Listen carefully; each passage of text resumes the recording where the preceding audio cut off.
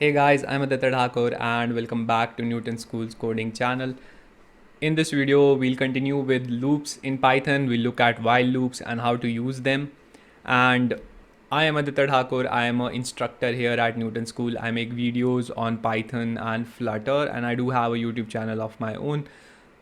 Newton School is a platform which prepares you for a career in tech. It has courses designed for freshers, working professionals, and also for women with no tech background.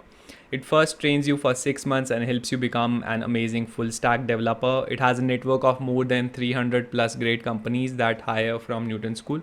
So after the training is done, it ensures that the students get placed with some of the best companies in the country. And the best part is Newton School has a pay after placement program. So you don't have to pay anything until and unless you are placed with a minimum 5 lakh CTC.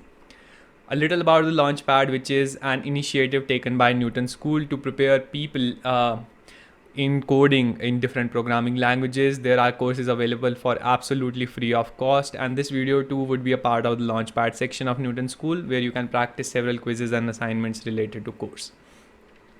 So in this video, we'll continue with loops. In the previous video, we saw what are for loops in Python, how to use them and different keywords associated with it. And in this video, we'll look at while loops. So there are only two primitive loops, while and for, and we'll cover while loops in this video. What I'll do is I'll quickly go over to newtonschool.co, the website. And here, if you don't have an account, then you can sign up. Since I already have one, I'll quickly log into my account. And this should take some time, but once I'm on the dashboard, I'll go over to the playground tab and go down to algorithm playground, where I'll create a new playground. You can use an existing one, but since this is a new video, I will create a new one. Here we are. There are different tabs available: code, input and output. What I'll do is first select my compiler. Since we have been working with Python, I will go with Python 3.8.1. And let's get started writing some code. So there is this simple statement, hello world, and if I run it, it would simply print out hello world to the console. Now what I want to do is, what if I wanted to print this statement multiple times? One of the ways to do that would be copy pasting this statement, and let me just copying this statement and pasting it again, right? So this would be one way to do it, but it would be really tiresome, as in you can't keep doing this. It would get tiresome after some time. So that is when we use loops. Loops are basically used to iterate over a statement. We saw the for loop in the last video, but while loops work a bit different. While loops execute a statement until like a condition is satisfied. So let me say while, let me take a variable like num is less than 4.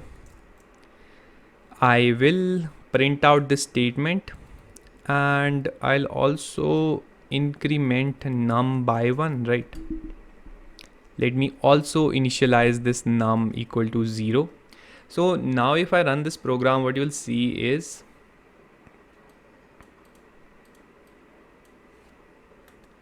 let me just run this program once, and what you'll see is that we have initialized num to 0, and we have set a condition while num is less than 4.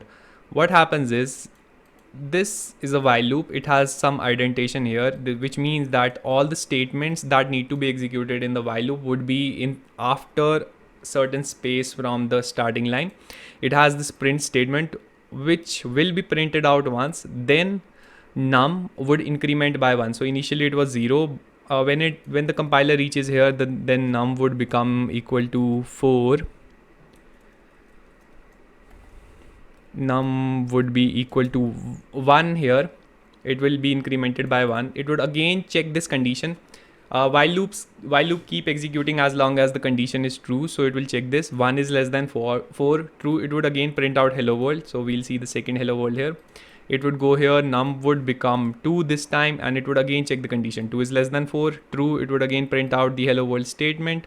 It would come down to this increment, again check, it's 3 is less than 4, and it would print out the last one.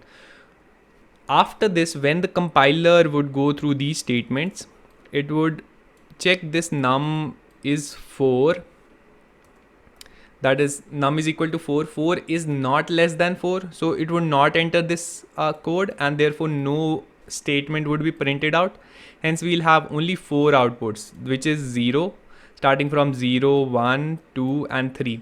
For when num is equal to 4, no statement would be printed out to console, and that is when the control would exit this loop and come outside. So this is how like a normal while loop works. This was a simple dry run of the while loop.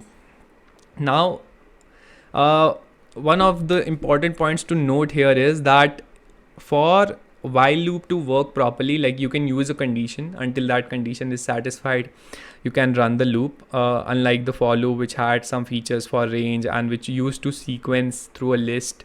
While loops work as long as the condition is not satisfied. So this has like a number of advantages. Like you can check for different condition. As long as that condition is not satisfied, while loop would keep executing, right? So if like you will not put this increment, so this would mean that num would always remain 0. It will always be less than 4, and if I run this now, you'll get an error. Why you'll get an error? Because there is also this message exited with error status, and also this error that file is too large.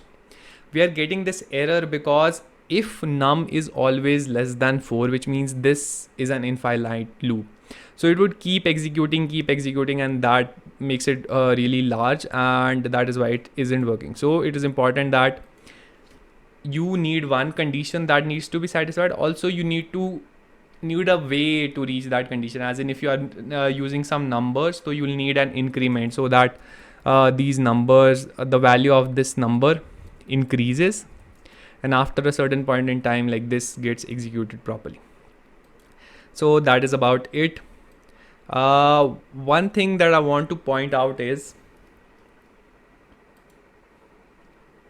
now you can keep executing this loop as long as the condition is not satisfied. Let us say like this is up till 16. If I execute this right now, so it should print out a significant number of hello world statements to the console. But what if you want to exit a loop before like the condition is satisfied? So for that, again, two important keywords that we need to take up when talking about loops. The one is the break keyword. I'll cut this statement out from here, paste it here, and what I'll do is basically I'll show you how to use the break keyword. It is important that the increment is there on the top. So what I'll do is I'll check like if num is equal to let us say 8, right? And let me put in break here. So if I run this program right now, what you'll notice is that initially num was 0. It would come here and increment to 2. So it will print this out hello world here. So after once more it will execute. So it will come here and it will become 4 this time. It will print out the statement. It will come again to this, it will be executed for 0, then 2, and then no, it will be executed for 2. It will come here, increment to 2, then it will execute this statement. It will come here, become 4, it will execute this statement. Then it will come here, become 6, and then it will execute this statement. But the fourth time it would come here, num would become 8. 6 plus 2 is 8.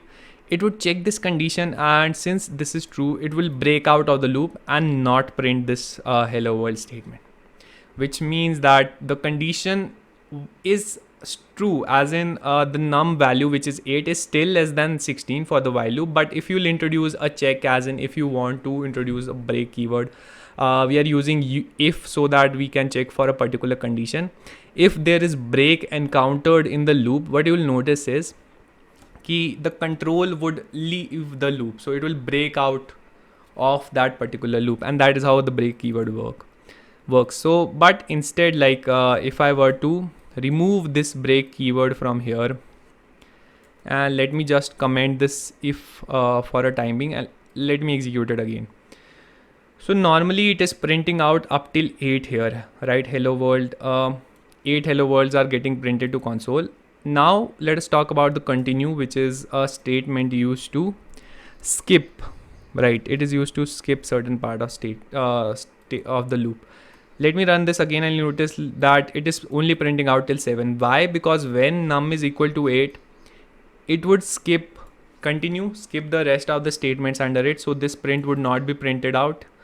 Print hello world would not be printed out for the 8th code. So it will become clear if I, instead of printing out like a statement, use the variable itself. So again, I'll cut this out from here, run this again, and you'll notice it's printing out like 2, 4, 6, 8, 10, 12, 14 and 16. If I'll again introduce that check here and run this program again, what you'll notice is that 8 is gone. So it is not printing out when num is equal. So that is how continue keyword works. It skips the rest of the statements. And I believe that is it for this video, because we wanted to take up while loop. We'll see how to use while loop and for loop in greater length in the next video.